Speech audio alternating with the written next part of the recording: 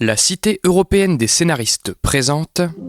Quand on voit, un John Wick, il y a un moment où ça devient grotesque le nombre de personnes qui sont tuées. Si on avait une grille, je pense que ça serait un moins de 18. Mais comme on n'a pas de grille, on se pose aussi la question de cette compréhension de l'enfant et on pense qu'à partir de, par exemple, 12 ans, il comprend que ça n'a plus aucun sens, ce John Wick qui tue une centaine de personnes en 2 heures. La classification et le scénario.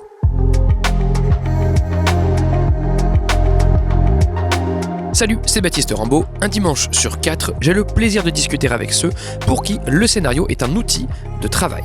Qu'ils soient techniciens ou employés de bureau, qu'ils interviennent en pré-prod, en prod ou en post-prod, à chaque métier son rapport particulier au texte. Moi, les souvenirs que j'ai, c'est des débats où il y a des gens qui veulent du 16, du 12, du tout public. C'est beaucoup plus amusant parce que tout est ouvert, tout est possible et on ne sait pas du tout ce qui va se passer jusqu'au vote final. Leur mission ? Débattre et voter la catégorie d'âge, moins de 12, moins de 16, moins de 18, ainsi que l'éventuel avertissement attribué aux films diffusés au cinéma en France. Dans ce 6e numéro hors série du podcast, la parole est aux membres de la commission de classification du CNC, Centre national du cinéma et de l'image animée. Qu'est-ce qui, dans la narration d'un film, implique qu'on l'interdise aux mineurs, par exemple de moins de 12 ans, de moins de 16 ans ? À eux 5, mes invités du jour siègent ou ont siégé dans cette commission, voire pour l'une d'entre eux, la préside. Je les laisse se présenter et vous souhaite une bonne écoute en leur compagnie. Mais d'abord, laissez-moi vous présenter le fonctionnement de cette commission de classification. Quand vous souhaitez diffuser un film au cinéma en France, vous demandez au CNC un visa d'exploitation. Votre film est alors visionné par un comité de classification composé d'environ 6 à 10 personnes issues de la société civile. À ce stade, on parle bien de comité et pas encore de commission. Car dans un premier temps, le comité se contente d'établir si le film est tout public ou non, et si au moins 2 membres estiment que votre film n'est pas adapté à tous les publics, c'est là, dans un second temps, qu'on l'envoie en commission de classification. Le boulot de la commission de classification sera alors, après visionnage de votre film, de débattre puis voter anonymement la catégorie d'âge et l'éventuel avertissement effectivement attribué à votre film pour sa sortie au cinéma. Cette fois, ce ne seront pas 6 à 10 personnes qui évalueront votre film, mais minimum 14 personnes et généralement plus, une vingtaine par exemple. La commission de classification est composée d'un président, en l'occurrence d'une présidente, et de 4 groupes qu'on appelle collège. Le collège jeune public, composé de 18-24 ans, le collège des administrations, composé de membres de ministères, le collège expert, composé de spécialistes de la protection de l'enfance, et enfin le collège professionnel, composé de professionnels du cinéma. Après visionnage de votre film, la présidente énonce la proposition de classification émise en premier lieu par le comité, puis elle modère le débat de la commission, et enfin, elle rendra compte de leur avis au ministère de la Culture. Et si vous n'êtes pas d'accord avec la catégorie d'âge votée pour votre film, vous pouvez demander une deuxième évaluation par la commission, laquelle prendra soin, dans la mesure du possible, de varier la composition des votants. Aujourd'hui dans le podcast, nous recevons ainsi l'actuelle présidente de la commission de classification du CNC, entourée d'un membre ou ancien membre de chacun des 4 collèges qui la composent. Je vous renvoie au lien qui figure dans la description de cet épisode vers la page dédiée du CNC si vous souhaitez approfondir le fonctionnement de cette commission et laisse place à la discussion enregistrée en octobre 2023. Françoise Thomé, je suis présidente de la commission de classification du cinéma et j'ai été choisie parce que je suis conseillère d'État et c'est obligatoirement un membre du Conseil d'État qui préside la commission, mais auparavant j'ai siégé dans cette commission, je ne compte pas, mais j'étais expert, j'étais pour le ministère de la Justice puisque j'étais initialement juge judiciaire et notamment juge des enfants. Marie Papadopoulos, j'étais à la commission ciné dans le collège des administrations. Je travaillais à l'époque au ministère de l'Intérieur et le bureau auquel j'appartenais avait dans ses missions la protection de la jeunesse. C'est comme ça que je suis arrivée à la commission. Philippe Rouillet, donc moi j'ai représenté la critique de cinéma pendant 14 ans dans cette commission et en fait j'ai été élu par mes pairs parce qu'il y avait à l'époque une place, maintenant il y en a 2. J'ai œuvré pour qu'il y en ait 2, j'aurais aimé qu'il y en ait 3. Et donc j'ai postulé parce que ça m'intéressait beaucoup et j'ai été élu par mes pairs puisqu'il y avait une place réservée pour un membre du syndicat de la critique, puisque la constitution de cette commission est connue. On n'est pas élu en tant que tel, mais par ce qu'on représente. Parce qu'il y a plusieurs postes par collège du coup. Voilà. Patrick Serre, je représente le ministère de la Justice en qualité d'expert pour la protection de l'enfance. Donc, je suis arrivé à cette commission il y a 7 ans et demi maintenant. Je suis à mon 3e mandat. Contrairement à M. Rouillet qui a été élu l'année nomination se fait de manière un petit peu confidentielle au niveau du ministère de la Justice parce qu'il y a un des bureaux de la protection judiciaire de la jeunesse qui s'occupe de faire des propositions de nom pour siéger à cette commission. Et j'étais là au bon moment. Il cherchait un homme, il fallait une réponse pour le lendemain.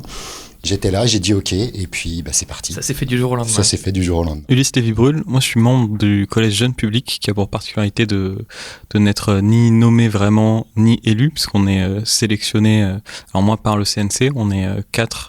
Il y a 4 ministères qui choisissent un jeune dont la seule condition c'est d'avoir entre 18 et 24 ans.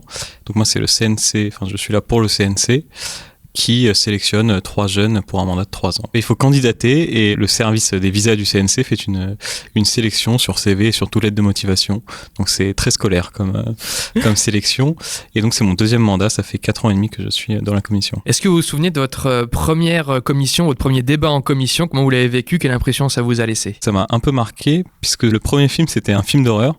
Et j'en avais jamais vu. C'était la première fois que je voyais un film d'horreur. Wow. Je crois que ça s'appelait Cimetière. Pendant tout le film, je m'attendais à ce que le débat se porte logiquement vers un moins de 16 ans. Et finalement, tout de suite, c'est installé à moins de 12 ans. Comme c'était ma première commission, j'ai pas participé au débat. J'ai écouté attentivement et j'ai quand même été très étonné de ce choix de restriction qui me semblait très en dessous de ce qu'avait produit chez moi le film. Qui pourtant, je pense, quand on découvre un film d'horreur à cet âge-là, c'est-à-dire vers 20 ans, on est très indifférent et ça m'a pas du tout impressionné.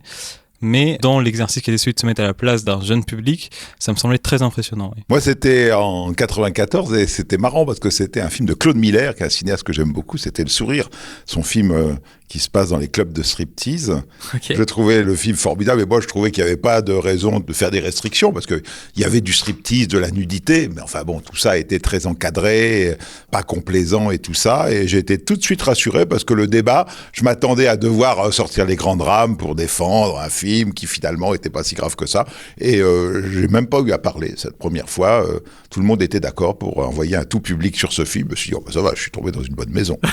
Ok, super. Les autres? Moi, ma première séance en tant que représentante du CSA, c'était il y a très longtemps, mais je me souviens que j'étais très taisante et qu'en revanche, il y avait une ambiance assez tendue dans la commission qu'il n'y a plus du tout aujourd'hui. Il y avait des débats très, très houleux et certains étaient accusés de représenter la censure et malheureusement, j'étais du côté de la censure, mais par métier, je suis toujours un peu du côté de la répression, même si je suis extrêmement amoureuse du cinéma. Alors moi, j'accompagnais ma prédécesseur qui me formait un petit peu au métier et c'était sur Papillon, le remake de Papillon, que j'avais trouvé sur le coup hyper violent et surtout une forme de violence qui me perturbait puisqu'on décrivait les tortures. Enfin, moi, je trouvais ça complaisant, quoi. On voyait la torture, puis on voyait la torture, puis on voyait la torture. Et du coup, j'ai eu un peu le même ressenti qu'Ulysse puisque je me suis dit, oulala, mais ils trouvent ça normal tous ici. Et même ma prédécesseur m'a dit, si ça te gêne, ça va être compliqué. Donc je me suis dit, oulala, est-ce que je vais y arriver?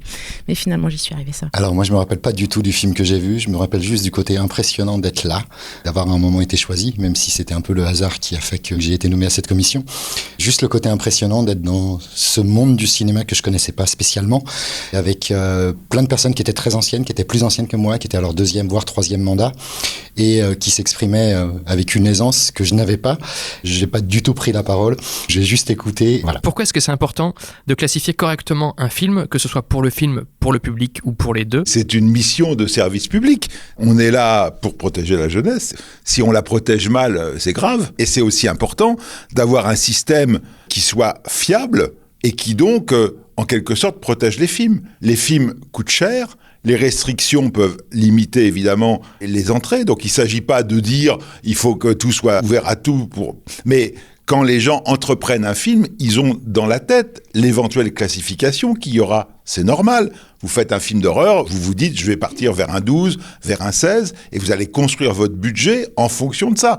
Donc c'est important que la commission soit fiable et que ce soit pas un coup tout public, un coup moins de 16 pour le même genre de difficulté. Le système tel qu'il est prévu, c'est une référence à une norme qui a ses défauts, mais elle est la même sur tout le territoire français. Si on n'avait pas ce système de classification, on risquerait d'avoir un pouvoir local qui se mettrait en place avec des films qui seraient interdits sur tel ou tel département, par tel ou tel. Et là, au moins, c'est la référence à une norme. C'est vraiment une mission de service public qui n'est centrée que sur la protection de l'enfance et de l'adolescence. Ça, c'est quelque chose d'un très, très, très important, puisque les mesures qu'on prend doivent être proportionnées aux exigences de la protection de l'enfance. C'est le texte qui ne dit pas grand-chose, mais il dit au moins ça.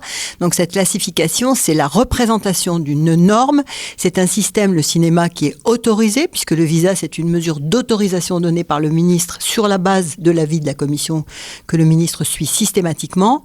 On est sur un système qui mérite qu'on s'y arrête 2 minutes parce que je crois qu'il protège aussi, il protège la jeunesse, mais il protège la création aussi d'une certaine manière et la sortie d'un film sur le territoire français de manière égale, uniforme. Pour finir cette question-là, est-ce que les intérêts du film et du public s'opposent nécessairement ? On parlait de la question de la censure juste avant. Est-ce qu'il y a une question de plus de restrictions, c'est moins bon pour le film, meilleur pour le public ? Est-ce que c'est toujours ça ? Sur un film d'horreur, par exemple, si vous mettez tout public, ce sera presque mauvais pour le film.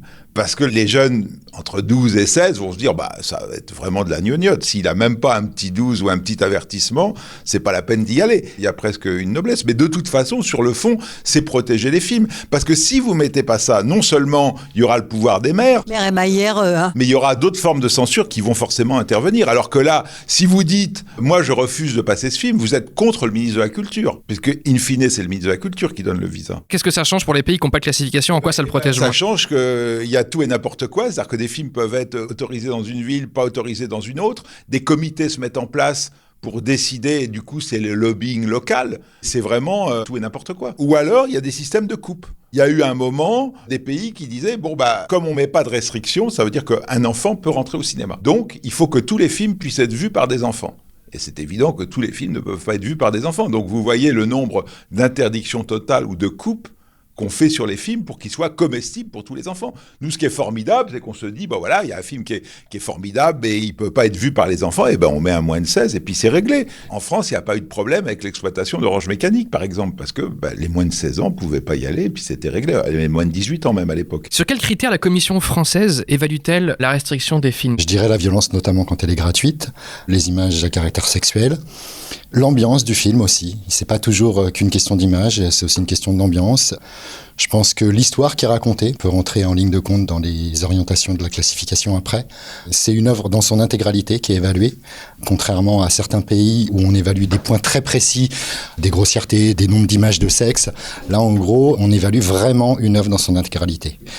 À la fois les images, à la fois les propos, et à la fois l'ambiance et l'histoire qui peut être racontée. J'ajouterais simplement que les décisions qui sont prises quand on donne un visa peuvent être l'objet de recours et que le juge administratif est donc amené à se prononcer et rappelle exactement ce que vient de dire Patrick, c'est-à-dire qu'il n'y a pas de tarif. On ne tarife pas un film en fonction du nombre de scènes de sexe qu'on aura vues ou en fonction du nombre de scènes de violence qu'on aura vues. C'est un tout et le juge administratif, le Conseil d'État qui est au-dessus et qui statue en dernier ressort, le rappel, il parle très régulièrement d'insertion de scènes dans une cohérence et dans une narration globale. Ce qui veut dire qu'on prend en compte le récit, le propos, la manière qu'on aura aussi en tant que spectateur de le regarder, la complaisance, l'humour, la mise à distance de la violence et aussi, quelque part, la place qui est faite au spectateur. Si le spectateur, il participe quasiment à la scène criminelle qui se déroule devant lui comme un entomologiste qui cloue les papillons,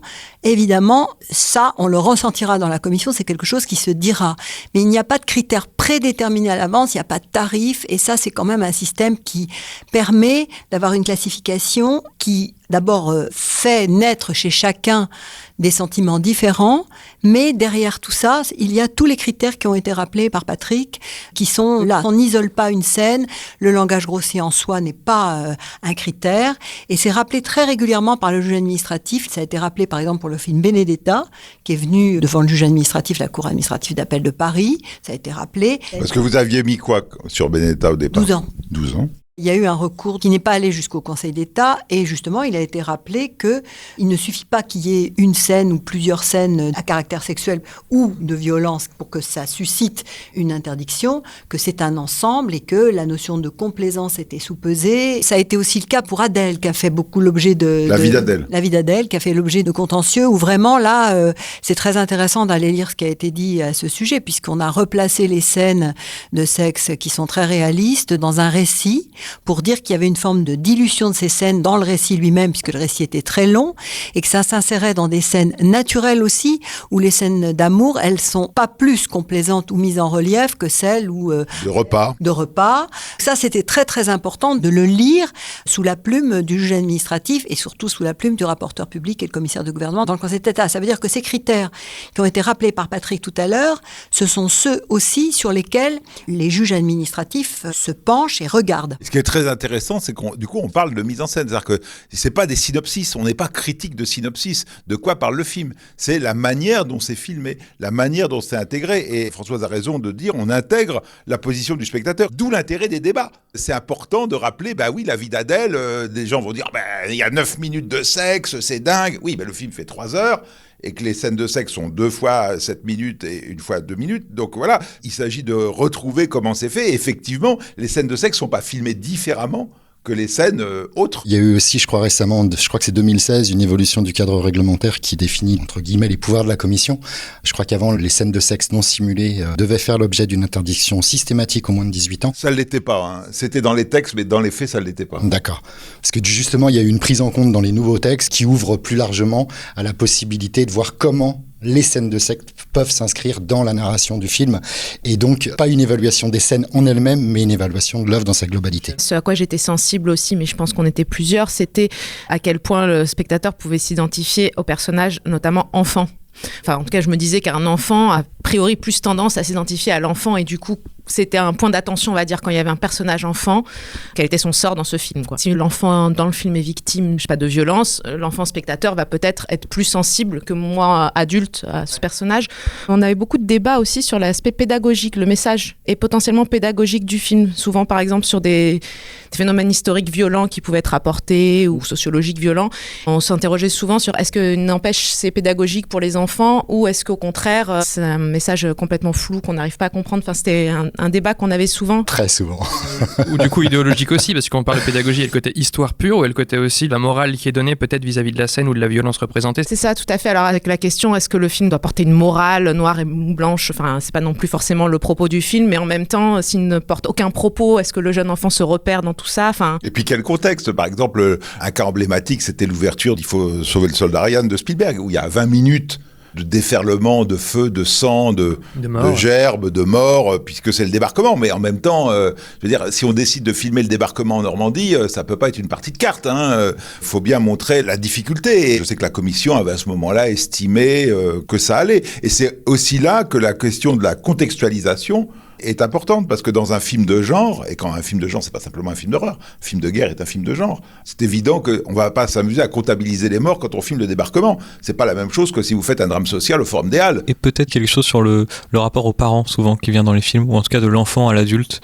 Est-ce que dans certaines situations où l'enfant est fragile, est-ce que dans le film il peut se référer à des adultes, ou est-ce qu'il y a un abandon total de l'autorité, ce qui peut avoir des effets sans doute forts sur l'enfant qui voit le film? On en a beaucoup parlé là sur le film sur Vanessa Springora et sur Gabriel Matzneff qui est passé en commission. Le consentement. Exactement, le consentement, où justement il y a cet abandon de la part de tous les adultes de l'autorité de cet enfant. Et il y a eu du même fait un débat sur ce que disait Marie tout à l'heure, de la vertu pédagogique du film. Et je sais que Vanessa Springora elle-même dit il faut montrer ce film à des enfants parce qu'il y a une vertu pédagogique. Et donc c'est posé pour nous aussi la question de savoir est-ce qu'il y a un intérêt pédagogique à montrer ce film à des enfants ? Qu'est-ce que ça produira chez eux ? Et est-ce que ce que ça produit, ça sera positif et ils auront un rejet de l'adulte toxique, ou est-ce que justement ils se diront il n'y a aucun adulte vers qui se tourner? Donc voilà, c'est des questions compliquées auxquelles je crois qu'on n'a pas toujours la réponse. Vous avez décidé quoi? C'est 12 avec avertissement. Le débat portait justement sur plus ou sur moins du coup C'était entre 12 et 16, voire tout public, même il y a eu des voix, mais bon, qui se sont assez vite... En fait, l'idée, c'était effectivement, est-ce que c'est pédagogique ou pas? La question est que c'est pas parce que quelque chose est vrai ou est bien montré ou est pédagogique ou avec un message qu'on comprend bien qu'il est forcément soutenable pour un enfant de moins de 12 ans, parce que aussi Un des critères de la commission, c'est de penser à l'enfant qui va seul au cinéma. Ça existe et on peut aller avec son grand frère et se trouver pris face à un film qu'on ne comprend pas et pour lequel on sera marqué à vie. Donc c'est aussi ça qu'on a en tête. La notion de film de genre, bien sûr qu'elle revient dans la commission. Moi, je suis toujours attentive aussi à rappeler que le film de genre, ça ne veut rien dire pour celui qui n'a pas vu de genre. C'est la première fois qu'on voit un film d'horreur de sa Absolument. vie à 20 ans. On lui dit, et en fait, ce qu'il apprend, c'est que c'est un film de genre et qu'il faut qu'il se calme. Oui, c'est banal, quoi. exactement. Wow. Exactement. Donc, c'est effectivement quelque chose. Ce qui est intéressant, c'est que dans la commission, personne ne voit exactement la même chose. Comme dans la vraie vie. Comme dans la vraie vie. Comme dans la vraie vie, c'est l'intérêt d'avoir des gens qui débattent. Je veux dire, vous présentez un film à un public lambda, tous les spectateurs vont réagir chacun différemment en fonction de son vécu, de son passé, de son amour du cinéma, de sa personnalité. C'est pour ça que c'est important de discuter et de s'écouter. Il faut dire que dans cette commission, comme les gens sont nommés 3 ans, ça veut dire que même si ils tournent, on finit par se connaître. Et l'intérêt de se connaître, c'est que on apprend à s'écouter. On écoutera plus quelqu'un qu'on connaît, quelqu'un avec qui on a dîné. C'est important. S'il y a un dîner systématique, le mardi soir et le jeudi soir, on voit 2 films et entrecoupés d'un dîner. Donc on se parle. On se parle et d'autres choses, puisque au débat, on parle du film, et après, on dîne... Ça déborde. Et on parle aussi du film. Des fois. On parle aussi, mais aussi très longtemps du aussi. film. Mais c'est quand même passionnant les liens qui se tissent et du coup entre les collèges, c'est-à-dire que chacun ne mange pas dans son coin. Ce sont des corps de métier qui n'ont rien à voir et qui vous ne vous connaissiez pas à la base. Vous n'étiez pas amené à vous rencontrer. C'est la société française. C'est un peu la richesse de cette commission en fait. C'est que on vient d'horizons très très différents. Il y a en effet des collèges d'administration qui sont là pour représenter l'État, d'autres qui sont là en tant qu'experts pour de la protection de l'enfance. La finalité pour tout le monde, c'est la protection de l'enfance. Maintenant qu'on a dit qu'il n'y a pas de grille, est-ce que quand même ça n'arrive pas que des faits qui sont représentés partent factuellement sur un moins de 12 ou un moins de 16 de base? Je commence toujours les débats par lire l'avis du comité, parce que c'est important, puisqu'on voit le film parce que le comité a estimé qu'il y avait une mesure de restriction nécessaire. Donc je lis pour lancer le débat, et le débat, c'est très rare qu'il y ait tout de suite une unanimité, ça arrive de temps en temps. L'intérêt, c'est précisément de débattre, parce que, encore une fois, on ne voit pas les mêmes choses, on ne réagit pas de la même manière, et ça, c'est quand même une des richesses. Alors, sur les critères, je veux juste dire que effectivement la réforme de 2017 a créé une nouvelle catégorie qui est l'accumulation des scènes de grande violence de sexe, où c'est l'accumulation, la banalisation qui sont dans le texte de 2017, et on a ajouté aussi la dignité de la personne humaine, mais ça ce sont ces critères-là plutôt pour le 18 ans, et on a ajouté également dans le texte lui-même que pour une classification très élevée sur une liste spéciale, c'est l'esthétique et le procédé narratif qui sont pris en compte pour cette classification quand on voudrait aller sur cette liste particulière des films qui autrefois étaient réservés aux films dits porno ou X-violence, qui n'existaient quasiment pas d'ailleurs. Donc ça, ce sont des critères qui ont été ajoutés, mais pour le reste, pour ce qui est du tout venant, du 12 ans, du 16 ans, il n'y a pas de catégorie juridique qui soit précisée dans le texte et proportionnée aux exigences de la protection de l'enfance au regard du développement personnel et de la sensibilité de chaque âge. Donc la grille n'a jamais lieu d'être. Oui, parce que vraiment, Baptiste, pour répondre à votre question, il me semble qu'on trouverait des exemples sur tous les sujets sensibles qu'on a énoncés ici, des films qui sont tout publics, des films avec des suicides, avec de la drogue, avec du sexe. Parce que vraiment, tout dépend comment c'est représenté. Est-ce que vous fonctionnez des fois par jurisprudence? Que vous dites, voilà, pour tel film, on a donné tant qui était dans tel cas de figure, qu'est-ce qu'on fait cette fois-là? Il y a très régulièrement des références qui sont évoquées au moment des débats à d'autres films qui pourraient correspondre en termes d'image. Et je crois que tout le monde a conscience, et la présidente le rappelle, qu'on est là pour évaluer l'œuvre qu'on vient de voir et pas une autre. Et que chaque œuvre est indépendante. Donc, je ne crois pas qu'on se fixe à des jurisprudences. On peut débattre librement, mais pour autant, c'est pas un critère sur lequel on doit le débat, il est libre. Il n'y a pas une présidente qui dit vous n'avez pas le droit de dire ça, vous n'avez pas le droit. On ne cadre pas. C'est après, un rappel. Chacun tient compte après de ce qu'il veut, parce qu'à la fin, on vote à bulletin secret en son âme en conscience. C'est ça qu'il faut rappeler à la fin. Chacun fait ce qu'il veut de ce qu'il a entendu et de ce qu'il a ressenti et ce qu'il a bougé. Parfois, des personnes n'ont pas d'avis au début. C'est-à-dire qu'elles ont besoin d'être nourries, elles hésitent, et c'est la discussion qui va permettre de se faire une idée. Moi, il m'arrive d'entendre des fois des propos dans les débats qu'on a qui, pour moi, sont complètement hors cadre de la mission de protection de l'enfance qui est la nôtre. Pour autant, ça n'empêche pas qu'ils puissent être tenus et qu'ils rentrent dans l'idée à un moment qu'il va falloir voter, même si certains me paraissent des fois hors sujet. Des fois, c'est d'insister sur l'aspect pédagogique qui, pour moi, même s'il peut s'entendre, parce que des fois, ça peut être important de faire passer un message, et le cinéma est un moyen de de faire passer un message. Pour autant, on ne peut pas, derrière la notion de protection de l'enfance, utiliser l'aspect pédagogique pour montrer certaines images. Ok, d'accord. Il y a un certain nombre de films, et notamment des films de genre type guerre, autour de la Shoah, autour de la Seconde Guerre mondiale, qui montrent des images extrêmement difficiles. Et même si la connaissance de l'histoire est importante pour les enfants à un moment, il y a des âges pour prendre conscience de ça, et il y a des manières de l'apprendre. Au cinéma, l'enfant qui va voir ces images va voir les images qui s'imposent à lui. Et il va pas pouvoir avoir du recul. Les images, elles vont être là.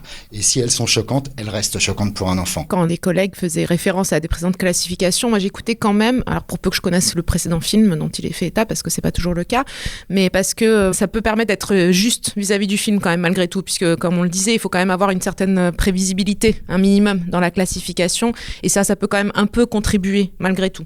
Ça aide quand même à se positionner, à se dire bon, on va pas être complètement arbitraire, on va essayer de tenir compte de ce qui a été fait, on va aussi voir les différences qu'il y a entre ce film et l'autre pour éventuellement aboutir à une conclusion différente, mais au moins on saura pourquoi on l'a fait. En tant que présidente, je ne fais que réguler la parole, je ne donne pas mon avis, sauf après le vote ou quand vraiment je sens que quelque chose échappe ou que je voudrais que ce soit dit, mais c'est exceptionnel. Alors il paraît que je suis très lisible, hein, que les yeux, la bouche, tout ça, et tout le monde sait à peu près ce que je pense. Mais bon, ça, chacun a sa personnalité. Moi, je suis très attentive au fait que c'est une œuvre dans son entier, que quel que soit le réalisateur, quelle que soit l'histoire, quelle que soit la narration, elle est unique. Donc, à ce stade-là du débat, bien sûr, on a le droit de se nourrir de ce qui a déjà été dit autour d'un film, mais l'œuvre, elle est unique, on la voit dans sa globalité, et vraiment, il faut se poser la question de ce qu'on vient de voir. Et vous arrivez à rester à chaque fois, après commission en commission, sur le film, seulement le film, et pas ce qu'on a vu avant. Ah bah oui, parce que sinon, il y a toujours des gens... Attention, le débat, Patrick a raison, chacun a le droit de dire ce qu'il veut, mais attention, l'argument peut être retourné contre vous, il y a l'effet boomerang. Attention à ce qu'on dit. Vous parlez, quelqu'un va dire « Ah bah oui, bah justement », et retourner ce que vous venez de dire contre vous. D'ailleurs, je dois dire que quand j'étais membre de la commission et qu'il y a très longtemps, avec Philippe qui était lui-même membre de la commission, moi je représentais les experts et les juges des enfants à l'époque, on était dans des joutes verbales, chacun attendait que l'autre ait parlé pour voir ce qu'il allait dire, pour qu'on se retourne l'argument. C'est comme ça d'ailleurs. Évidemment, c'est beau contre double. Quand vous prenez l'argument de l'adversaire pour le faire vôtre. Je pense que forcément, dans notre réflexion, on se réfère à d'autres films qui a par ailleurs des réflexes de genre sur, par exemple, les films d'horreur, mais que pour autant, on se restreint pas à cette catégorie de genre. On met des moins de 16, par exemple, il y a 2 semaines sur le dernier Saw 10, qui sur plein d'aspects est en fait similaire à beaucoup d'autres films d'horreur, ou films du même genre, mais qu'on va le juger en soi. Et moi, je trouve qu'on se réfère en fait très peu aux autres classifications. C'est un argument qui revient assez rarement. Même si on a eu 9 avant. Même si on a eu 9 avant, ouais. Justement, la franchise Saw est très intéressante parce que c'est le 10e et les 10 sont sortis en salle en France, donc les 10 ont une classification.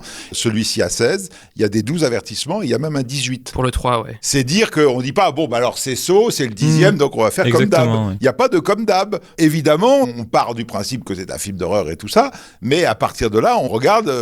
comment c'est dosé. Et pour terminer sur les critères, moi c'est par rapport donc aux États-Unis, là-bas il me semble qu'il y a une grille, par exemple quand vous dites 3 fois le mot fuck, vous avez un moins de je sais pas combien, il y a un peu des règles comme et ça. En Angleterre aussi surtout. Quels sont les intérêts s'il y en a d'un système à grille, parce que j'imagine que les deux systèmes peuvent avoir leur intérêt, versus notre système à débat, vous diriez? Je trouve que c'est encore plus restrictif un système à grille, parce que ça prend pas en compte la narration, ça prend pas en compte l'histoire qui est racontée, c'est simplement une grille qui va déterminer en fonction d'un nombre de gros mots, d'un nombre d'images de sexe, et c'est d'une certaine manière, je trouve, nier l'œuvre en elle-même. Je vais vous donner un exemple qui va dans ce sens. Prenez un film comme Amélie Poulain, le film de Jean-Pierre Jeunet, qui bien sûr chez nous est tout public et qui n'a pas été en commission. Je veux dire, il a été vu en comité, tout le monde a dit c'est très bien, c'est très gentil et tout ça. En Angleterre, il était moins de 15 ans, parce qu'ils ont compté 36 orgasmes. Parce qu'il y a un moment où le personnage dit en ce moment, dans la ville, il y a 36 personnes qui jouissent. On entend 36 cris, voilà, et 36 orgasmes.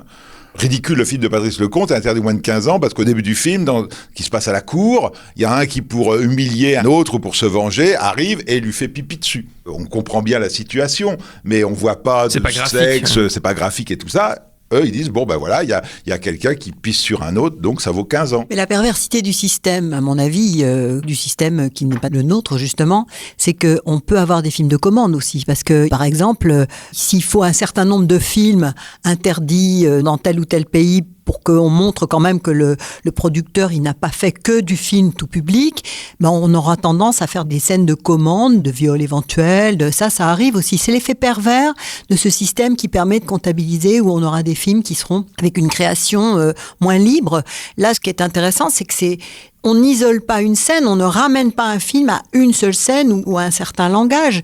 Le système français, il permet de vraiment regarder l'œuvre dans son ensemble sans s'arrêter sur un critère particulier de gros mots, de scènes de sexe. Et ça, le juge administratif le rappelle très très régulièrement aussi. Oui, puis à l'inverse, pour abonder dans le même sens, mais à l'inverse, on ne protège pas non plus nécessairement la jeunesse avec une grille chiffrée. Parce que je me rappelle d'un film qui m'avait marqué, alors bon, il ne méritait pas une interdiction de foufou, mais qui m'avait marqué parce qu'il concernait l'adolescence, il était très très sombre, sans qu'on puisse dire objectivement il y a ça, mais c'était juste hyper sombre, hyper noir, et en tant qu'ado, je me serais sentie vraiment opprimée. Ça passait pas dans une grille, ça se voyait pas dans une grille, c'est un spectateur simplement qui le voit, qui le ressent et qui peut le dire.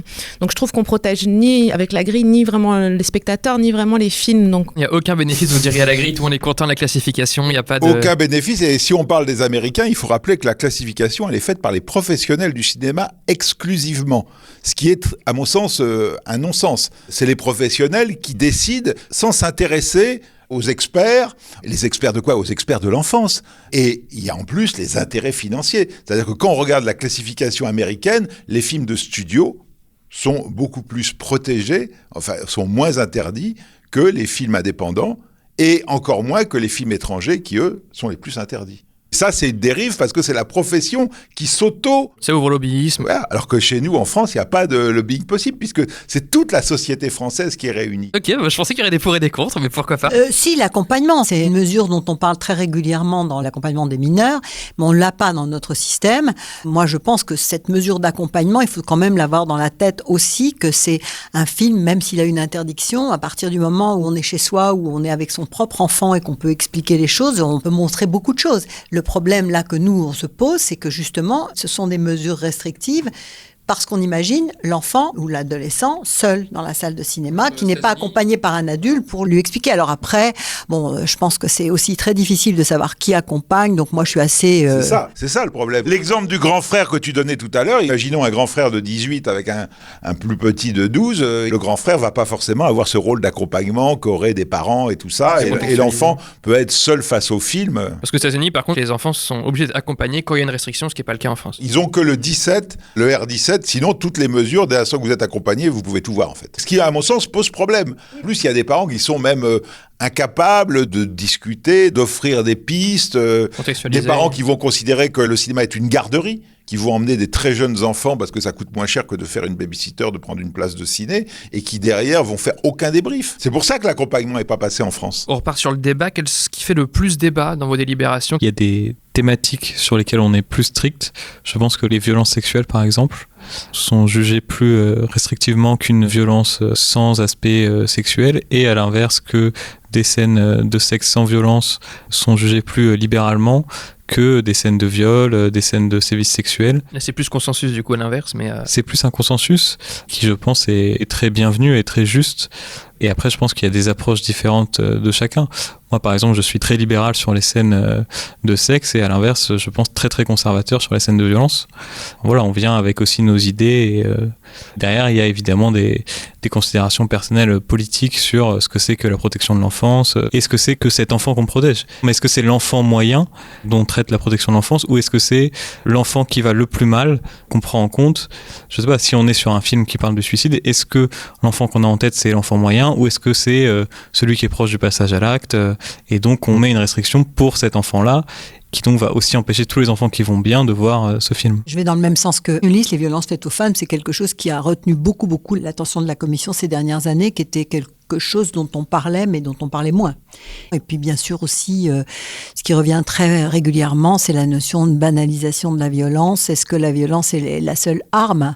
Hier soir, on a vu un film indien très particulier où vraiment les institutions avaient disparu, et ce qui demeurait, c'était la force virile, la vengeance, et quelque chose où les femmes d'ailleurs étaient absolument et atrocement victimes. D'ailleurs, on floutait les seins, mais on voyait des scènes absolument atroces. C'était la violence pure. Donc ça, c'est quand même quelque quelque chose qui a beaucoup retenu le débat hier soir, qui était très intéressant d'ailleurs, mais tous les débats sont intéressants. Je dirais qu'il n'y a pas une thématique qui ressort, il y en a plusieurs, et c'est ça aussi la richesse de la commission. À côté des violences faites aux femmes, il y a quelque chose qui apparaissait, en tout cas à l'époque où j'y étais, je ne sais pas si ça a changé, c'était juste la représentation de la femme. C'est un petit pas de côté quand même, de la question de la violence, qui est clairement quelque chose dont on doit protéger les enfants, sur la représentation qui est plutôt une forme de morale, en fait. Je trouvais qu'on prenait en compte des considérations morales, il y a toujours eu des considérations morales, mais je pense que celle de notre époque, c'était celle-ci. Finalement, est-ce qu'on promeut pas un film vertueux versus un film moins vertueux ? Je me suis posé des fois cette question, est-ce qu'on n'était pas à la limite de l'idéologie et non plus de la seule protection de l'enfance ? Et qu'est-ce qui revient le plus souvent en faveur d'une restriction ou en la défaveur d'une restriction ? La distanciation. C'est-à-dire comment la mise en scène ou les effets de récit font que le spectateur est mis en retrait par rapport à ce qui est montré, donc vécu et donc ressenti. Et inversement, la complaisance. Alors la complaisance, c'est le mot.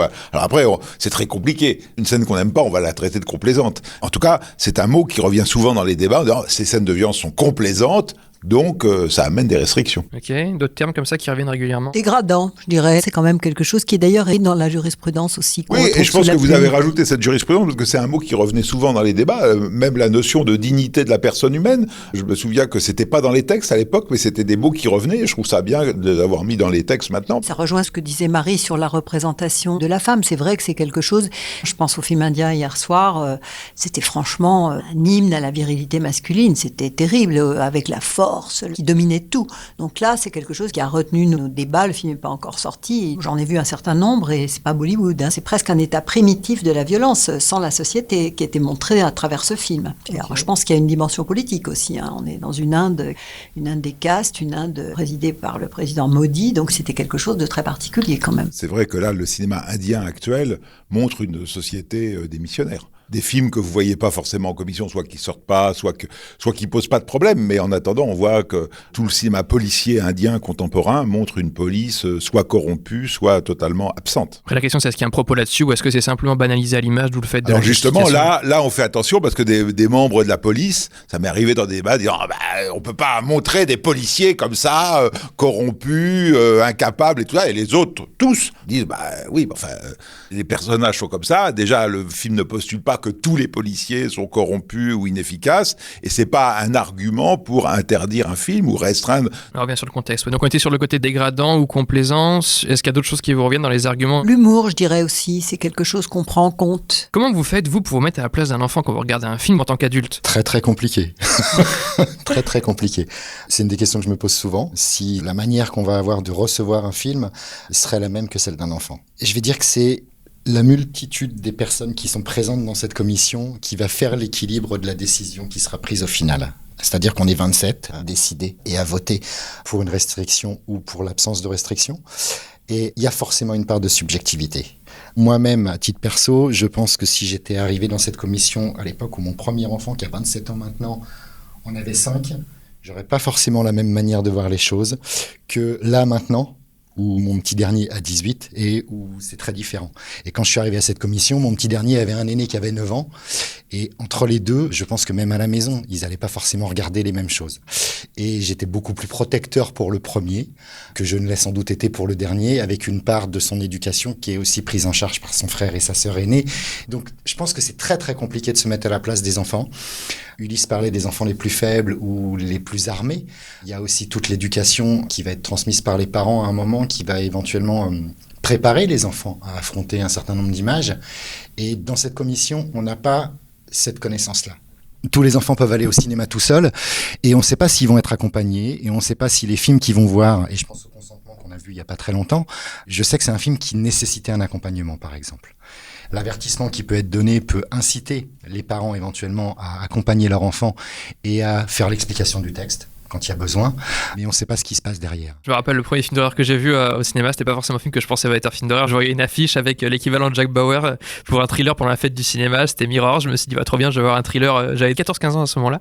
Alors moi, c'est l'inverse, je tombais amoureux du cinéma d'horreur comme ça parce que j'avais pas qu'on voir les images comme ça, mais ça aurait pu être l'inverse aussi, ça aurait pu être un choc et je pense que pour les enfants, ça peut l'être aussi. À 15 ans, ça va, le choc à 15 ans face à des images comme celle de Mirror. C'est pour ça que la commission sur le film a très bien fait de mettre un 12. Parce que le choc, oui, l'art, il est fait pour choquer. Il y a des adultes qui ont été choqués quand ils ont vu L'Âge d'or de Buñuel, parce qu'il y avait du sexe et tout ça, et que ça les choquait dans leur valeur bourgeoise. Mais c'est très bon que après, il faut pas que le choc endommage la personnalité du jeune. C'est ça qui est important. Mais que ça bouscule, c'est très bon. Les contes de fées bousculent les gamins. C'est évident. Ce sont les effets néfastes sur la personnalité, sur le développement de la personnalité, qui est le cœur même du sujet, puisque ça, c'est dans les textes. Après, il y a quand même des experts dans la commission qui sont là pour aussi donner leur avis. D'ailleurs, moi, je les interroge, y compris ceux qui sont en contact direct avec les jeunes, comme Patrick. Je leur demande quand on a un film qui pose un problème. J'interroge aussi quand il y a des médecins. Il y a un pédopsychiatre dans la commission. Je pense par exemple au film Bruno Redal, qui a fait couler pas mal d'encre et qui a eu une interdiction moins de 16 ans et pour lequel le distributeur avait demandé à ce que la commission revoie le film une deuxième fois. C'est la scène de la décapitation qui a été le cœur du sujet, parce que ce que disait l'un des psychiatres de la commission, c'est qu'au fond, c'était peut-être pas mal de resituer le film dans un contexte qui est tout à fait particulier, cette notion de décapitation, puisque sur Internet, les jeunes pouvaient voir des scènes de décapitation et que ce sujet traité dans ce film-là était traité avec une certaine distance et avec un récit qui allait autour de la maladie mentale, de la religion, de la masturbation. C'est un film qui raconte beaucoup de choses, qui est complexe.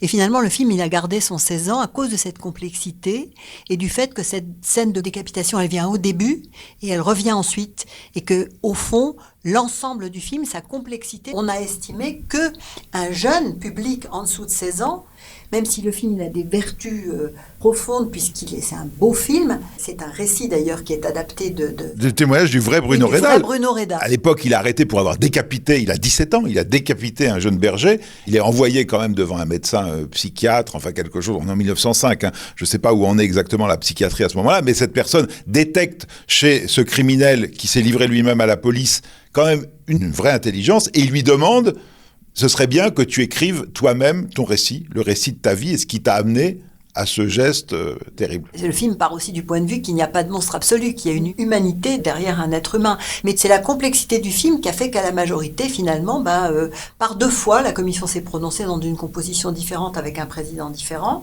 Et chaque fois, il a eu 16 ans. C'est intéressant ce que dit François, c'est-à-dire que la complexité du film qui donne au film sa richesse et qui en fait un grand film, va aussi faire qu'il a 16 ans. C'est-à-dire qu'un film moins réussi, beaucoup plus schématique, aurait peut-être pu avoir 12 ans, parce qu'il aurait donné des réponses toutes faites, fausses. Enfin, on ne sait pas ce que ça aurait donné, mais la complexité et la richesse d'un film, en tout cas, ne le protège aucunement d'une restriction, parce que la complexité d'un film ne le rend pas plus comestible auprès d'un public enfant. Au contraire, ça peut être encore plus compliqué à appréhender à cause de cette complexité. Moi, je suis complètement d'accord avec ce qui a été dit sur le fait que c'est bien qu'on soit quand même nombreux.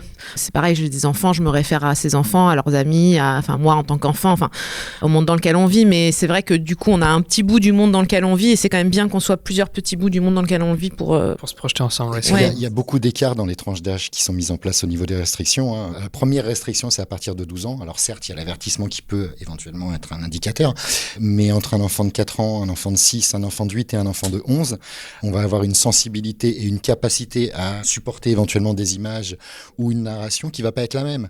Pareil entre les 12 et les 16. Un enfant de 12 ans qui serait plutôt petit 12 ans et un enfant de 15 ans et demi qui serait extrêmement mature pour son âge, l'écart est énorme. Donc c'est toujours très compliqué.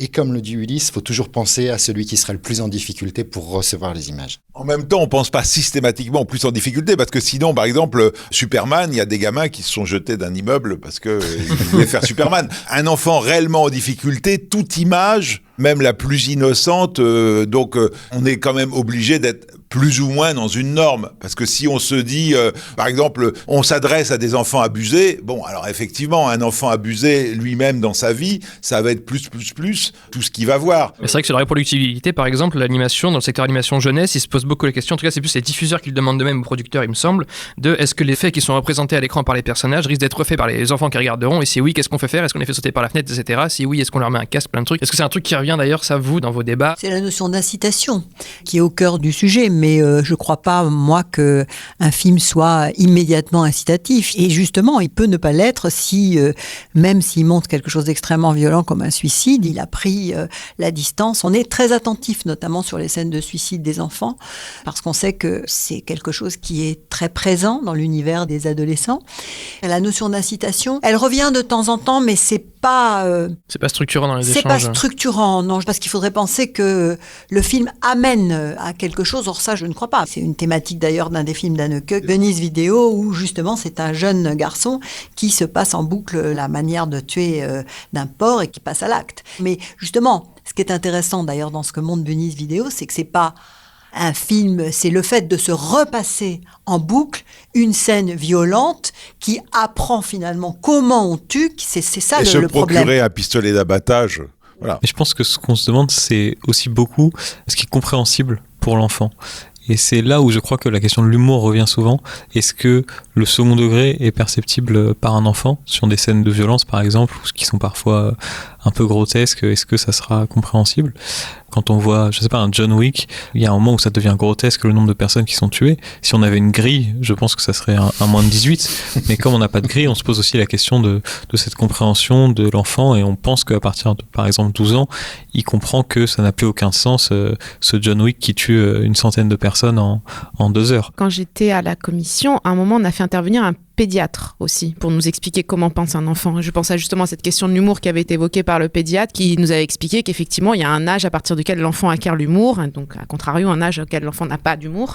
Et ce genre de petits repères, évidemment, c'est des normes, hein. Les enfants varient énormément, mais c'est utile quand même. Il était dans un collège d'experts, en l'occurrence. C'était non, Pas c'était du tout, une c'était le intervenante. président qui avait souhaité faire intervenir un pédiatre, De temps en temps, il y a des conférences pour nourrir les membres. Ah, c'est super, justement pour nous accompagner dans les décisions qu'on allait devoir sur ces prendre. sujets. Mais ils sont représentés dans le collège expert. On a des spécialistes de l'enfance. Hein. Et là encore, c'est une des supériorités du système français par rapport à d'autres. C'est-à-dire que chez nous, il n'y a pas de professionnels de la classification. On a tous des métiers. Et les séances de commission sont à 18h parce que le reste de la journée, on n'est pas à jouer aux cartes ou dans un bureau, on est à faire nos boulots respectifs. Et c'est ça qui est intéressant, c'est que des gens qui sont dans la vraie vie. Le juge pour enfants, il est réellement juge pour enfants, il ne l'était pas il y a 10 ans. Et donc chacun arrive avec son expertise professionnelle. Par exemple, la connaissance des enfants, je pense qu'un enfant de la société de 2020, c'est pas l'enfant de 1950. Donc c'est intéressant d'avoir un qui s'occupe de l'enfance aujourd'hui. Moi, quand j'étais juge des enfants, par exemple, que j'étais membre de cette commission, je siégeais en cour d'assises mineure. Quand je voyais des films qui montraient des choses qui avaient pu être jugées par une cour d'assises, c'est vrai que j'en faisais part en disant voilà moi ce que j'ai vu, et c'était intéressant. Alors je disais pas du tout que c'était nécessairement incitatif, mais je faisais référence à des choses qu'on avait pu voir quand même dans la vraie vie. J'ai vu une fois sur un jeune, c'était une histoire de viol, et on avait tout autour des mineurs qui avaient montré, baladé dans la cité le jeune qui avait aidé à dénoncer le viol. Il lui avait mis un sac à patates sur la tête et il l'avait frappé avec une chaîne de vélo. Il avait été passé dans la cité, il avait montré comme il faut pas dénoncer. Et j'avais été très frappée par ce fait divers réel. Et il disait, un des jeunes, il disait, j'ai vu un film américain, il disait, on a fait comme dans je sais pas quoi, enfin bon bref, ça m'avait moi effectivement alerté, donc j'avais quand même ça à l'esprit. Je le rappelais quand j'étais membre de cette commission à ce titre, ça date un peu puisque c'était il y a plus de 20 ans, j'étais juge des enfants, mais c'est des choses qui sont utiles à rappeler dans la commission parce que, ma foi, on perd quelquefois de vue ou parce qu'on n'a pas l'occasion de regarder vraiment qu'est-ce qu'un fait divers dans sa chair. Parce que ce qui est frappant dans la cour d'assises, c'est qu'on voit les victimes aussi dans leur chair, mais aussi les acteurs. Et quand je pense au film Bruno Redal, je me suis toujours dit que le monstre absolu n'existe pas. Il y a toujours une part d'humanité, mais c'est un autre débat. Est-ce que quand vous arbitrez, vous prenez des fois en compte un contexte extérieur au film? Je dirais que nous-mêmes, on est sensible à ça. Par exemple, c'est très intéressant ce que dit François, parce que depuis quelques années, la question des violences faites aux femmes rentre dans les débats, parce que c'est dans les débats de société aussi que tout d'un coup, on a pris conscience de ça et qu'il y a un réveil de la société française entière autour des violences faites aux femmes. Donc ça se reflète dans la commission. Ce qui se passe en dehors vient forcément dans la commission, puisqu'on est tous issus de cette société. On a fait un avertissement, par exemple, sur Au revoir Paris, qui est un film, c'est ce que tu allais dire. Et je pense en effet à Au revoir Paris, où très concrètement, les images en elles-mêmes et les propos ne justifient en rien une quelconque restriction.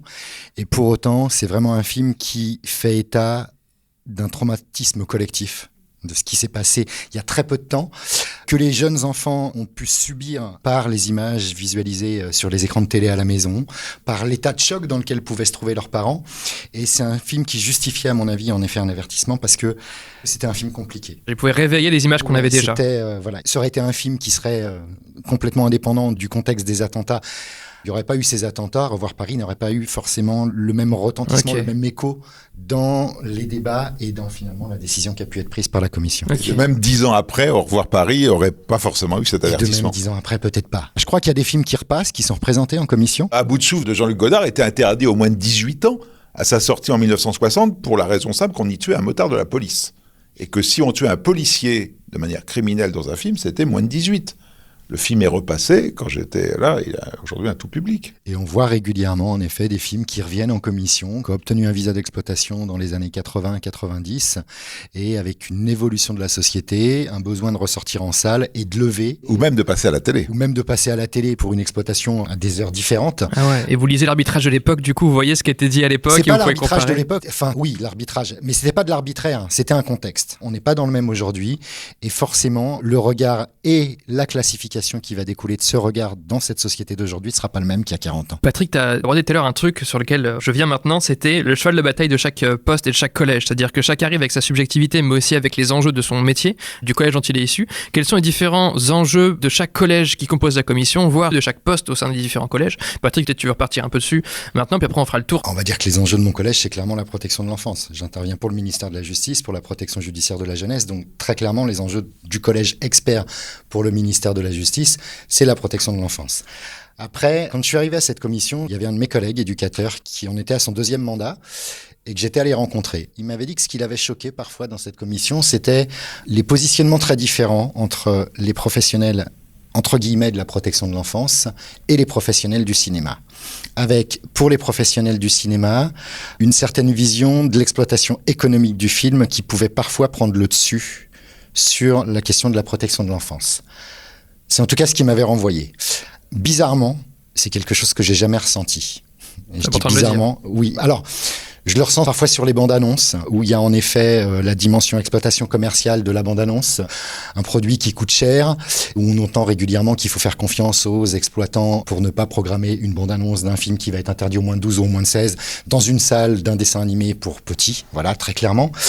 Pour autant, il peut y avoir des erreurs. Mais en tout cas, ça, c'est dans les bandes annonces, j'entends assez régulièrement ça.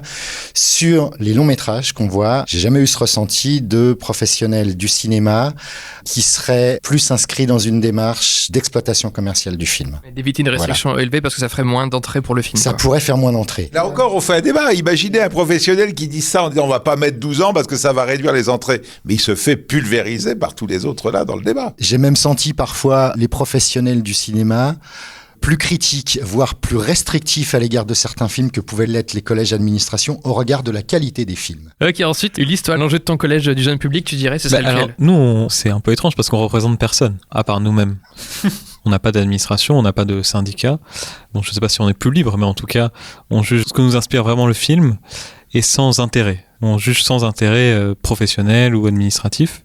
Quand on représente l'administration, il y a un vrai enjeu de protection de l'enfance uniquement. Moi, c'est mon cas aussi, mais je ne sais pas si c'est le cas de tous les jeunes, pour qui il peut y avoir une dimension plus subjective et moins peut-être ancrée dans toujours cet objectif de penser à l'enfance et à la protection de l'enfance. Tu dis pas en arrivant, je représente les jeunes, je dois avoir le point de vue de... Non, parce qu'en fait, je représente pas les jeunes.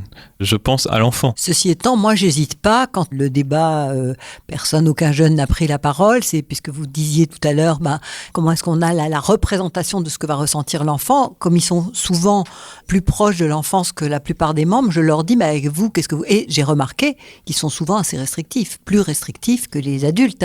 Comme quoi, tous les préjugés sont déjoués. Oui, Voilà, oui, c'est énorme. mais c'est ça, c'est vrai. très vrai. Parce que je ne crois pas non plus que tous les jeunes aient vu des centaines de films d'horreur, La Preuve. Je ne crois pas du tout ça. Je tiens quand même à dire que moi qui ai siégé dans un collège d'administration, personne ne m'a jamais demandé de rendre compte à quiconque. Je ne sais pas si toi, on t'a déjà demandé quelque chose, Non, Patrick. absolument pas. Et c'est pour ça que clairement, c'est ça, aussi c'est important que le vote Oui. soit secret. Je veux dire, j'ai jamais rendu compte à l'époque où j'ai siégé à la commission à qui que ce soit, des gens qui m'avaient élu, et aujourd'hui je suis président du syndicat de la critique, il ne me viendrait pas l'idée de demander aux gens qui ont été élus sous ma houlette pour siéger à la commission, de leur dire, dis donc, t'as voté quoi là? Et du coup, toi, Françoise, ton rôle de présidente, comment tu le vois, toi, au sein de la commission? C'est d'essayer de refléter par l'avis que je vais écrire, j'essaie toujours de refléter le débat, de reprendre. Alors, il faut que ce soit pas trop long, bien sûr. D'abord, c'est ce qui peut être attaqué juridiquement aussi devant un tribunal. Je fais attention aussi à ne pas parler de banalisation, même si dans le débat, on parle très souvent de banalisation de la violence parce que c'est du 18 ans. Et puis, j'essaye de faire parler tout le monde. Et lorsque un film, notamment, une fois, on a eu un grand débat autour de Pleasure, par exemple, qui a fait d'abord l'objet d'un 18 ans auprès de la commission, j'avais fait parler absolument tout le monde. Mon objectif, c'est que tout le monde s'exprime, qu'on dise aussi ce que l'on pense profondément, parce qu'encore une fois, on s'exprime aussi avec ce qu'on est, ce qu'on voit. On ne voit pas les mêmes choses que son voisin. Et je fais en sorte... Mon objectif, c'est réguler la parole, faire en sorte que tous les points de vue soient exprimés, qu'il n'y ait pas quelqu'un qui se trouve écrasé, qui ne puisse pas dire quelque chose. Et je crois que la connaissance mutuelle des gens de la commission entre eux fait qu'au fond, il y a une parole que je trouve très apaisée aujourd'hui. Et puis après, c'est de rédiger un avis qui représente ce que la majorité a pensé, et ce qui n'est pas toujours ce que je pense moi. Ouais, ce qui n'a pas être toujours un exercice facile. Bien sûr. Marie, ensuite, toi, le rôle de ton collège. Pour être d'accord avec ce qui a été dit, je sens pas que je représente forcément l'administration en tant que telle, puisque justement, on me donne pas de mandat et on me demande pas des comptes derrière. En revanche, on vient avec sa sensibilité, ça c'est sûr. Moi, je viens du bureau des questions pénales, enfin, je venais du coup du bureau des questions pénales, ministère de l'Intérieur. Ma sensibilité, c'est arriver à faire la part des choses équilibrée entre la liberté du créateur et la protection de l'enfance. Toujours cette question, parce que c'est ma culture. Pour rebondir sur ce qu'a dit Patrick, moi, j'ai quand même senti la même chose que ton collègue t'avait dit, c'est-à-dire un tropisme parfois pro-cinéma français dans les représentants, les professionnels du cinéma.